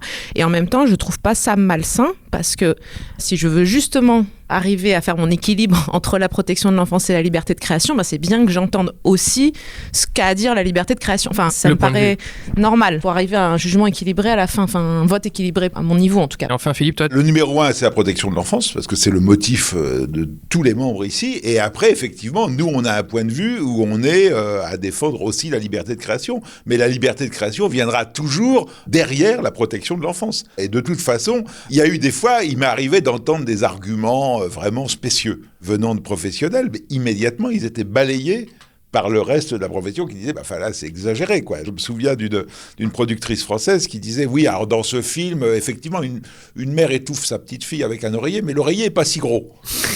Et inutile de vous dire que l'argument, il n'a pas fait long feu, quoi. Ça n'existe pas, quoi, en termes de débat, et ça n'a influencé personne au moment de voter. Et à aucun moment, il s'agit de dire, oui, mais enfin, la production française ou la production internationale, ils ont du mal à... C'est pas la question, on n'est pas là pour parler de ça. Par contre, dire, attention, on ne peut pas, au nom du principe de précaution, tout interdire au moins de 16 ans parce qu'on ne sait pas. Oui, alors là, oui, il faut quand même penser que les films doivent pouvoir être vus par un maximum de personnes. Est-ce que des fois, vous avez des cas de figure où, une fois que tout le monde s'est exprimé, il y a un revirement global de la salle? Parfois, le débat s'installe autour d'une mesure de restriction. C'était par exemple le cas hier où les 3 premiers avis étaient sur moins de 12 ans. Ouais. Et finalement, c'est un moins de 16 ans qui a été voté, parce que le débat ensuite s'installe sur une autre mesure de restriction qui n'était pas celle qui avait commencé par être débattue. Donc c'est très imprévisible. Ce qui n'est pas toujours simple, c'est qu'il y a une grande part de subjectivité, évidemment, dans les avis qu'on va évoquer au moment des débats.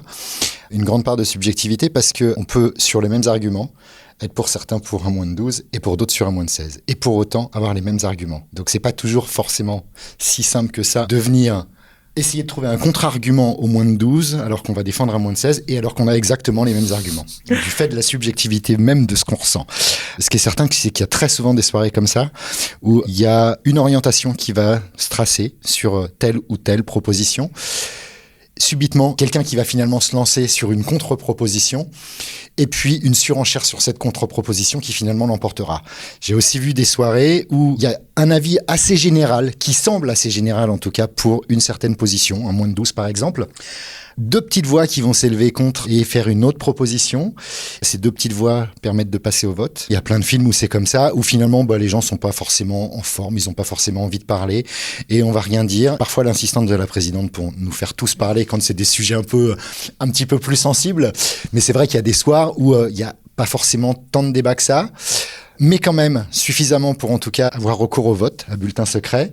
Et finalement, d'un avis majoritaire lancé dans les débats, c'est l'autre position qui l'emporte. C'est comme dans le film 12 hommes en colère où une personne arrive un peu sceptique et au final les 12 votent de l'autre côté. Et que donc dans 12 hommes en colère, on voit vraiment venir. Alors que là, des fois, il y a des surprises au vote parce que finalement, une sorte de majorité silencieuse l'a emporté. Et même, on est surpris parfois par le débat, vous parliez des postures. Les professionnels n'ont pas de posture, ni les gens de l'administration non plus dans cette commission, et même quelquefois on est à rebours complètement. On a, je pense à un film récent où on a vu une professionnelle du cinéma qui nous disait, au fond cette mineure elle était tout à fait consentante pour le film de consentement. Donc ça existe aussi. Tous les avis sont bons à prendre, c'est quelque chose qui moi me fascine toujours. Alors quelquefois c'est un peu long, et c'est quand c'est pas long que c'est très embêtant, parce qu'il n'y a pas très longtemps, moi je suis partie avec un court-métrage qui finalement passe avec un 12 ans, où moi j'étais toute seule à penser aux 16 ans, et comme personne ne l'a suggéré, mais ça venait après un film de 3h30, plus un court-métrage de 20 minutes, et puis ensuite un dernier court-métrage de 10 minutes, qui était quand même extraordinairement... Trop copieux, là. C'était trop copieux, tout le monde a envie d'aller se coucher aussi, parce qu'il n'est pas loin Suivant de quelle minuit. journée vous sortez, les Et raisons. ça dépend de quelle journée, et ça c'est embêtant. Et d'ailleurs le bureau du CNC qui joue un grand rôle dans la commission aussi, qui programme les séances et qui est dans l'accompagnement perpétuel de tous les membres de la commission. On veille à ce qu'on soit tous bien réveillés, et c'est très rare qu'il n'y ait pas de discussion. C'est quoi la principale leçon que vous avez tirée au sujet de la narration des films en siégeant au sein de la commission? Bon, j'imagine que Philippe connaissait déjà beaucoup de choses sur le cinéma, mais pour ceux qui n'étaient pas forcément du cinéma, quelle leçon vous avez tirée? Je peux dire que j'aime le cinéma, point. C'est-à-dire que tout. Même un film extrêmement ennuyeux ou un film complètement ésotérique, un documentaire filandreux, tout m'intéresse. Parfois on s'ennuie, mais l'ennui, c'est pas mal aussi de temps en temps de savoir pourquoi on s'ennuie. Moi, je prends tout. Ça pousse à l'éclectisme, ouais. Je vais dire un petit peu la même chose. Je crois que je fais partie des assidus de cette commission. J'y suis quand c'est mon tour, et j'y suis aussi quand c'est pas mon tour. C'est un vrai plaisir pour moi d'y aller, au-delà du mandat. C'est un vrai plaisir d'être à cette commission. C'est important, il n'y a pas que l'enjeu de la protection de l'enfance, il y a aussi est-ce que vous aimez voir des films, est-ce que ça vous plaît de les voir? J'adore voir des films. Et puis c'est vrai que quand je vais au CNC, je vais voir des films que je ne serais jamais allé voir autrement. D'abord parce que certains sortiront jamais déjà, mais c'est surtout qu'on choisit pas ce qu'on va voir, quoi. On a l'information la veille, et c'est presque dans l'immédiateté. Je sais le lundi ce que je verrai le mardi soir, je sais le mercredi ce que je verrai le jeudi soir, et je prends. L'enseignement que j'en tire, c'est que oui, j'aime le cinéma, parce que je sors souvent de la commission en me disant je reviens plus jamais, et je reviens la semaine d'après. Parce que les films sont parfois très éprouvants, ou éprouvants parce que très ennuyeux, et on y revient quand même. Moi, par exemple, qui n'ai aucun intérêt pour le cinéma d'horreur, je reviens quand même presque chaque semaine pour voir un film d'horreur. C'est vrai que c'est un peu étrange, il faudrait que j'en parle à un psychanalyste, mais en tout cas, j'y retourne. Non, effectivement, je pense qu'on vient tous quand même parce qu'on aime le cinéma malgré tout. Enfin, sinon, on s'infligerait pas ça entre nous. C'est ça quand même, parce que c'est quand même très prenant. Enfin, la soirée, il passe, donc si c'est une torture de voir un film, c'est affreux. Et après, ce qui est une façon de voir le cinéma quand même très différente, puisqu'effectivement, on voit des films qu'on n'a pas choisis, des films qu'on aurait préféré ne pas voir. Enfin, on voit toutes sortes de films. On voit aussi la prochaine Palme d'Or sans savoir encore que sera la prochaine Palme d'Or. Enfin, je veux dire, on voit vraiment de tout. Allez, ouais, sitôt que ça par rapport à leur sortie. Je sais que les collègues avaient vu Parasite quelques semaines avant. Enfin, ouais, tout dépend de la sortie des films. Les films doivent être vus en commission avant qu'ils sortent pour avoir leur visa.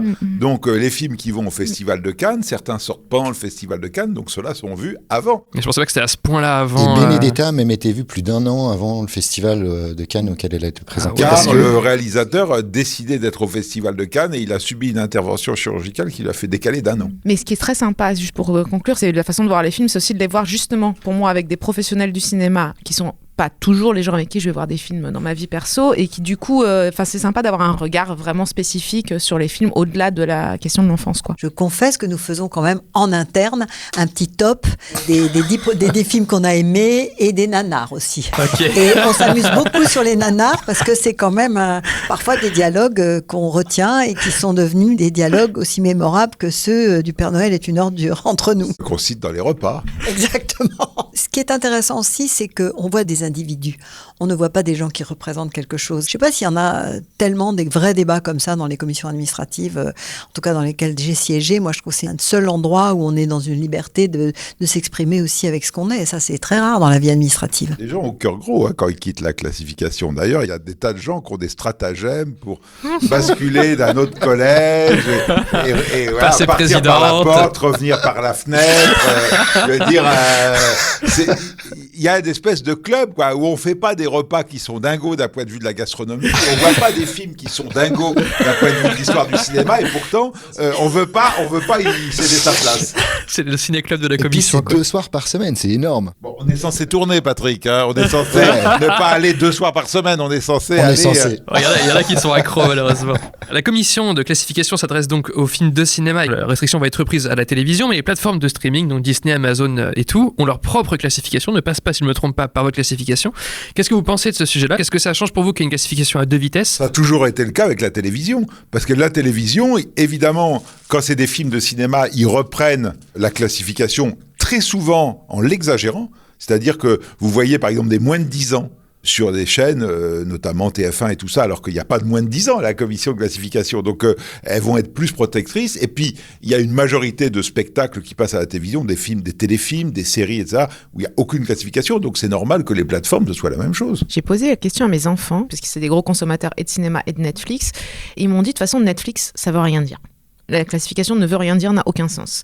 Et je me suis dit que c'était quand même problématique, parce que pour le coup, ils ressentaient vraiment un espèce d'arbitraire où des fois le moins de 16 est un vrai moins de 16, des fois le moins de 16 pourrait être très bien vu par un enfant de 10 ans, enfin selon eux, et qu'en fait on n'est pas du tout dans ce qu'on essaye de faire quand on se voit tous, c'est-à-dire de faire une classification qui soit la plus juste possible, quoi. Inversement, je pense qu'ils vont pas dire le contraire, c'est-à-dire que c'est toujours hyper protecteur. Je crois pas qu'ils auront vu des films tout publics sur Netflix où ils auraient dû mettre 1016. Non, mais ils trouvent ça arbitraire parce que du coup ils font pas confiance aux moins de 16, ils se disent je peux voir, et en fait une fois sur 10 ils auraient pas dû, mais les 9 autres fois ça voulait rien dire, ils auraient pu. Il y a une réglementation, mais la réglementation européenne fait que c'est le pays émetteur qui dispose de ces règles. Donc comme Netflix et les autres plateformes ne sont pas émises depuis la France, on n'applique pas la réglementation française. Mais c'est le cas par exemple de Canal+, si vous allez sur MyCanal, on applique la réglementation française, et donc il y a des règles. Par exemple, il n'y a pas de moins de 18 ans sur le catalogue normal, il y a un espace spécifique auquel on accède avec un code.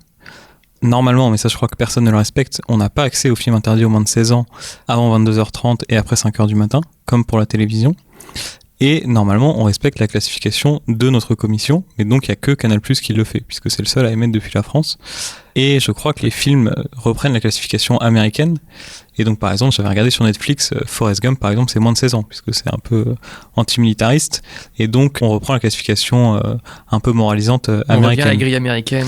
Exactement. Mais donc, il y a un cadre réglementaire. C'est juste que les plateformes n'ont pas à le respecter parce qu'elles n'émettent pas depuis la France. Y compris pour les films qui ont été classifiés en France. En l'occurrence, Forrest Gump est un film qui est passé par la classification française, mais qui quand même hérite de sa classification. C'est ce que dit Marie, ça n'a aucun sens. Mettre 16 ans sur Forrest Gump n'a absolument aucun sens. Chez nous, c'est tout public, sans passage devant la commission. Puisque les sensibilités peuvent varier d'un spectateur à un autre, ce que font les plateformes aussi, qui est un peu nouveau, c'est ils font des trigger warnings. Je sais pas si vous êtes au courant de ça, c'est que des fois, donc l'épisode commence et au début, il y a des mots-clés de traumatismes qui peuvent être réveillés par le film. Donc ils vont mettre des mots-clés type, je sais pas, alcoolisme, viol, etc. Parce que vous pensez que ça pourrait être un outil complémentaire à la classification, de pas seulement marcher par âge global, mais d'avoir des critères spécifiques. En fait, ça existe, c'est l'avertissement.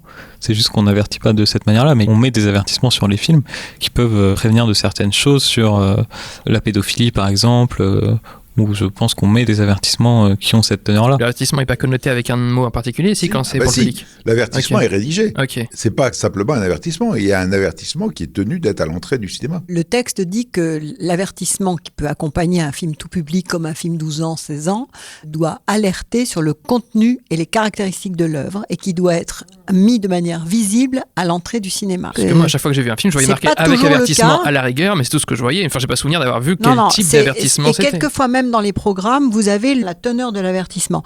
Avertir sur le contenu et les caractéristiques de l'œuvre, ça veut dire peser les mots, il faut que ce soit assez court, il ne faut pas non plus que ce soit un avertissement qui soit attractif pour le pédophile qui voudrait rentrer voir un film pour pédophile. Hein. Ce n'est pas du tout l'objet de l'avertissement. C'est au contraire faire en sorte qu'on sache, on ne soit pas surpris quand on est un public jeune et sensible par des scènes, on le met très régulièrement. C'est assez laconique, on met certaines scènes sont susceptibles d'impressionner un jeune public, mais on peut rentrer un peu plus dans très général quand même, ouais. Oui, mais on peut dire le climat, les relations, le climat de violence, le fait que c'est un univers clos familial, ça peut... on ne fait pas une recommandation. Ce que je retiens de ce que vous dites, c'est que si on utilisait des mots-clés, on serait dans la recommandation, dans quelque chose qui n'est pas le... On se rapprocherait de la grille une nouvelle fois. On se rapprocherait et de la grille et d'un système de recommandation très subjectif, parce que, bon, bien sûr, on peut parler d'un viol dans un film, mais tout dépend comment on en parle. On peut parler du traumatisme du viol, on peut ne pas du tout voir le viol, on peut... En France, il y a des films avec des viols qui sont tout publics. Bien sûr. Parce qu'on n'a pas vu le viol, parce que tout d'un coup, on parle de viol. Sur l'inceste aussi. Voilà. C'est très difficile. Je lisais ce week-end Vanessa Springora qui racontait la manière dont elle a reçu le consentement, le film qu'elle a vu. Et donc nous, dans la commission, on a été très sensibles aux scènes de viol. Et elle, ce qu'elle raconte dans ses interviews au Monde, c'est que ce qui l'a beaucoup heurté, c'est une scène où, elle le raconte dans le Monde, donc je peux le dire, où la proviseure lui demande de quitter le collège. Je pense que personne dans la commission s'imaginait que ce serait cette scène-là qui, pour quelqu'un qui a vécu un traumatisme, réveillerait le traumatisme et elle dit la ferait fondre en larmes. Donc c'est aussi très compliqué, je pense, d'utiliser ces trigger warnings parce qu'on ne sait pas ce qui, pour quelqu'un qui a vécu un traumatisme, va réveiller est-ce que c'est ce le traumatisme même ou est-ce que c'est le contexte autour et la façon dont ça a été géré par l'entourage et tout ça? Ok. Oui, exactement. Super intéressant. Comment la commission est-elle perçue par les personnes extérieures à la commission de la profession? Peut-être que je pense que j'adresse plus à Philippe qui côtoie peut-être plus la profession. Le syndicat de la critique ne participe à cette commission que depuis les années 80.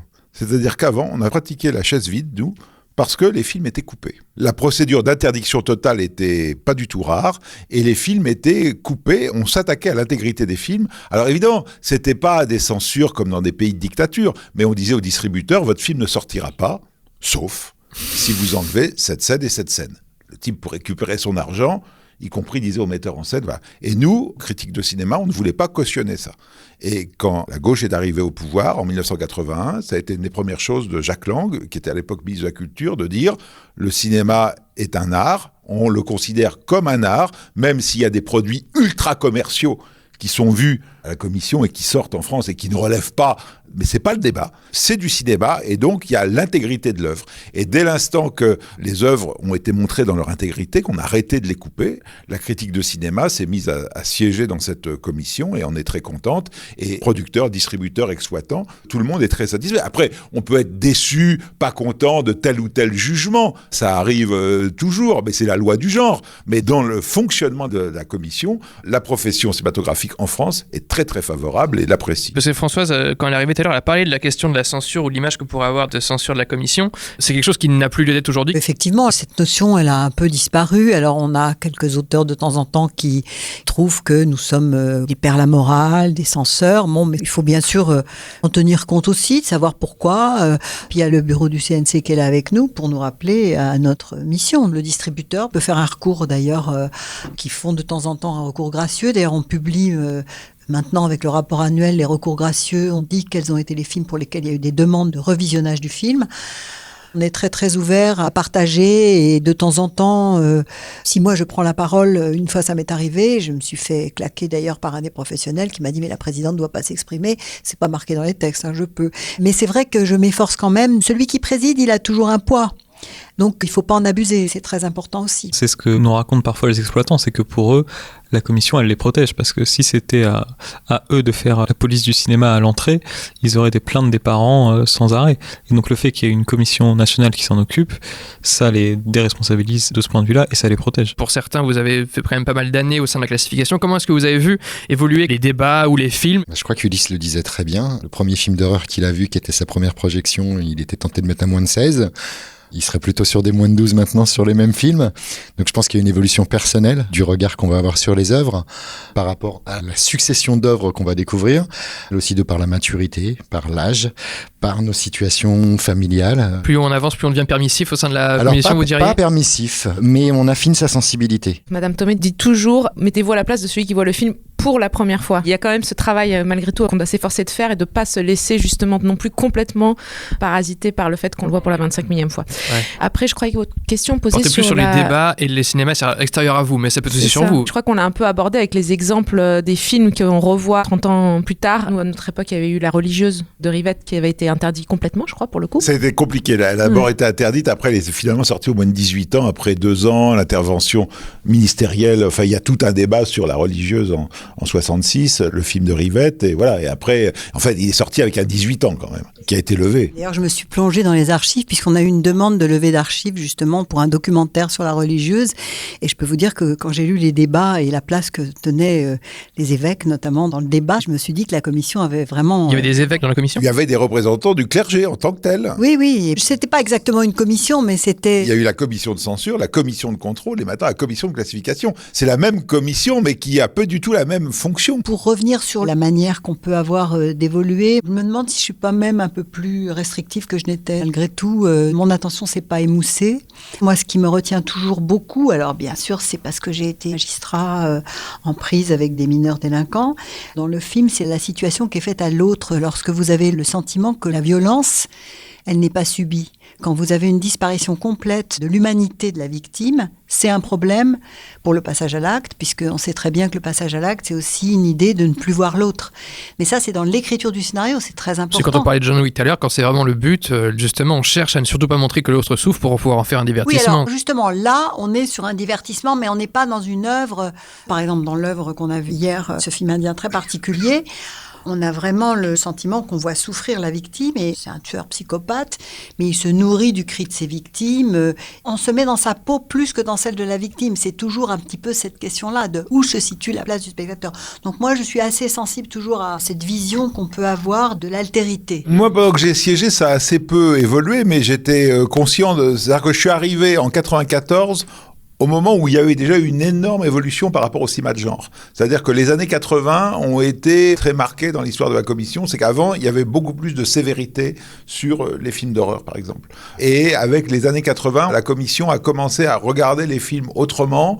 Et ce qu'aurait pu être un combat quand j'arrive était déjà un combat remporté, en quelque sorte. Donc, par contre, ce qu'il faut bien comprendre, c'est que la commission, et je crois que c'est sa réussite, c'est à chaque fois un instantané de la société française. C'est très difficile de voir à travers un mandat, 2 mandats, une évolution. Par contre, si on regarde plus large, eh ben, par exemple, un sujet comme l'homosexualité, dans les années 50-60, était extraordinairement pénalisé par la commission, parce que c'était pénalisé par la société. La moindre trace d'homosexualité dans un film amenait du moins de 18 ans. Je parle même pas de scènes de sexe. L'évocation. L'évocation et tout ça. Avec un risque à l'époque, il suffit d'avoir les avis de la commission de l'époque, d'incitation, etc. Donc d'incitation en quelque sorte à la débauche. C'était comme ça que c'était vécu. Aujourd'hui, il ne viendrait pas à l'idée, vous raconter une romance homosexuelle, ça passe même pas en commission. Quel est le souvenir d'une classification, d'un débat qui vous a le plus marqué en particulier et pourquoi ? 2 souvenirs. Le premier, c'est plutôt drôle. C'est un court-métrage d'1 minute 30 qui a donné lieu à un débat d'1h30. C'était interminable. C'était à l'époque du Covid, on est sorti à minuit et demi de la commission pour un petit film d'1 minute 30. Qu'est-ce que justifie 1h30 de débat derrière, du coup ? Je sais plus, besoin que tout le monde parle, c'était terrible. Tout simplement. Et le deuxième débat qui m'a marqué, ce reportage sur un point de vue de l'Église. Le sentiment de se sentir piégé parce que quelques décisions qu'on prenne, que ce soit celle d'un avertissement ou celle d'un moins de 12, il n'y en avait aucune qui était satisfaisante. Ça se présentait sous la forme d'un documentaire, mais c'était un film militant qui, en gros, diffusait un message. Il y avait à la fois des scènes d'interview, mais il y avait aussi une fiction autour de la religion. Et en gros, la femme battue devait accepter son sort, puisque malgré tout, si elle priait beaucoup, elle pourrait peut-être retrouver quand même une sérénité. On mettait sur le même plan les femmes qui ont fait des fausses couches, et il y avait une église qui expliquait qu'il y avait un endroit en France où on pouvait aller pour prier pour les enfants qui n'étaient pas nés, et pas d'avortement, de fausses couches. Donc c'était un discours avec en plus un petit peu de fiction mélangée, et la commission, il y a eu un grand débat effectivement, où certains voulaient qu'on indique que c'était un film tendancieux, etc. Et finalement, on s'est mis d'accord. Je me rappelle plus comment j'ai rédigé. Je crois qu'on a mis un avertissement, mais là, certains voulaient qu'on quasi interdise le film. Mais bon, notre mission, c'est une mission de protection de l'enfance, c'est une liberté d'expression. C'est difficile quand on n'est vraiment pas d'accord du tout avec ce qui se passe de rester... Moi, j'étais absolument pas d'accord avec le discours qui était délivré, c'était même tendancieux, c'était culpabilisant. Alors à ce titre-là, on a pu faire un truc autour de ce film qui se présente comme un documentaire, est un film qui propose un point de vue unilatéral. Ça, on peut l'expliquer pour avertir. Mais c'est pour avertir notamment le jeune qui va se trouver prisonnier dans ce film-là, qui peut avoir une conscience qui s'élève. En construction, ouais. Mais il faut rester dans la mission qu'est la nôtre et pas déborder. On ne donne jamais de jugement de valeur. Dans un avis, on essaye de ne pas dire que c'est mal, bien. Et c'est quand même toujours le reflet du débat. Là, c'était très particulier parce que c'était un ovni. On n'a pas l'habitude de se trouver face à un film autoproduit. Enfin bon, c'est très particulier. Ce qu'on avait vu était un spectacle très particulier. Sinon, non, moi, tous les débats Pas un plus que l'autre dernièrement qui t'a marqué Non, le débat qui me marque le plus, c'est quand il n'y en a pas. Parce que je trouve que ça, on ne fait pas notre boulot. Tiens, si, j'ai souvenir, Philippe s'en souviendra sûrement, d'un film où, dans un coin d'image, il y avait une scène soi-disant de zoophilie que personne n'avait vue. Il n'y avait que 2 personnes qui avaient vu. Alors, c'était un film japonais, érotisant. Je ne sais pas si tu t'en souviens de ce que c'était. Dans l'embryon par braconné. Voilà. Donc, c'était un truc... Là, c'était drôle parce que le débat, c'est ancien. Le débat part sur un truc et tout le monde n'avait pas vu la même scène. Ou alors aussi, les débats assez rigolos aussi, quand on s'endort un peu pendant dans la commission certains et n'ont pas vu telle ou telle scène, donc on peut les charrier en disant il y a eu une scène de viol à la minute 8 et dire oui, le type dit oui, c'était terrible et en fait il dormait. Donc ça c'est des trucs qui se font, mais qui se faisaient, je dirais, parce qu'aujourd'hui j'ai pas vu tellement de moments comme ça. C'est important de rire ensemble dans cette commission aussi. D'abord on s'exprime avec le cœur, avec ce qu'on sent, avec ses tripes. Il faut qu'il y ait de la tolérance, aussi bien par rapport au film que dans ceux qui s'expriment. Je suis très attachée à cette tolérance. Je pense à des films où il est très difficile d'avoir un avis parce que juste on comprend rien au film. Déjà ça c'est assez compliqué. Je rappelle un film où il y avait une succession, je crois que tu étais là, de succession de petits chats, puis après il y avait des scènes érotiques entre le réalisateur et il y avait les chats en Grèce, mais c'était moche, l'image était moche, et puis hop, après il y avait un truc coupé on comprenait rien du tout. Et du coup, tout ce qu'on a dit sur la narration, s'identifier, machin, là, on est complètement perdu, quoi. On ne sait plus quoi dire, quoi. du tout. Il y a ces moments-là qui sont un peu compliqués dans les souvenirs. Okay. Et après, il y a les moments où, par contre, je me suis retrouvée à me dire, c'est fou parce qu'on devrait tous être d'accord pour le coup, et on ne l'est pas. Je pense notamment à un film qui montrait l'inceste. Peut-être que vous étiez là aussi, un inceste entre un frère et une sœur, apparemment consenti. C'était pas le sujet. Ou pour moi, s'il y a un tabou de l'humanité, c'est bien celui-là. Point. Et apparemment, c'est pas du tout consensuel. Donc c'est là que je me suis dit, ah mince, qu'est-ce qu'on va faire comme débat sur un sujet qui me paraît consensuel et qui ne l'est pas du tout. Je dirais que ce qui est le plus difficile, mais pour moi c'est très subjectif, c'est les documentaires où j'ai toujours beaucoup de mal à classifier, à savoir si, alors parfois c'est avec des images d'archives ou pas d'images d'archives, qu'est-ce qu'on en fait de cette réalité, de cette vérité? Est-ce que il faut du coup que ça soit totalement tout public parce que c'est la vraie vie, quoi, ou est-ce qu'il faut restreindre? Et donc ça, moi je trouve ça très difficile, le documentaire à classifier. Il y a un documentaire qu'on a vu assez récemment sur les coulisses du pouvoir, qui était extrêmement bien fait, mais avec des images extrêmement dures. Des images montrées, même si elles ont été montrées dans les différents journaux télé à plein de reprises. Il y avait des images du Kosovo, il y avait des images de génocide en Afrique. On était évidemment tous tentés d'aller vers un tout public parce que toutes ces images avaient été vues et revues à l'occasion des journaux télé.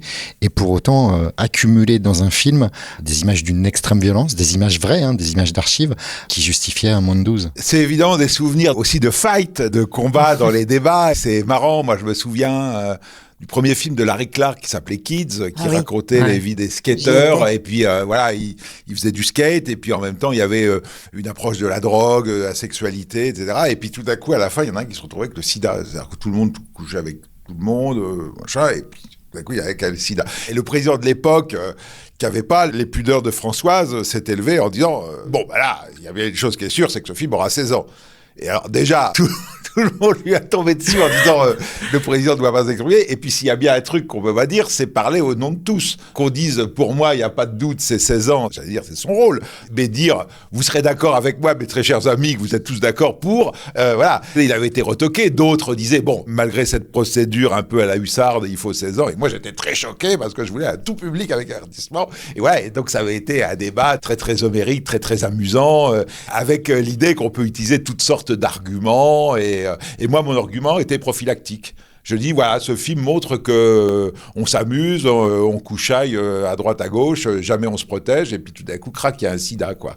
Et du coup, c'est hyper dramatique parce qu'on s'attend pas à ça. Est-ce que vous croyez pas que le film est intéressant de montrer à un jeune public en disant que avec des capotes, ça se passe pas, quoi. Réveiller les consciences. Est-ce que vous croyez pas que le film pourrait éviter peut-être un sida ?